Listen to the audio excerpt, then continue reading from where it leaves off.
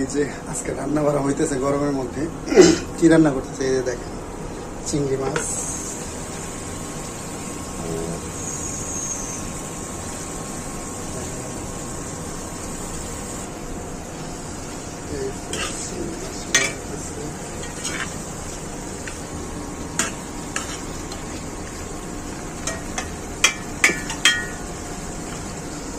অনেক গরম।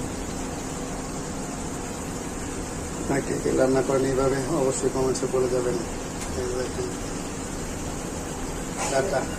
এক হাতে মোবাইল নিয়ে আরেক হাতে রান্না করা যাবে না, ওতে ফোনটা রেখে রান্না করতে হবে।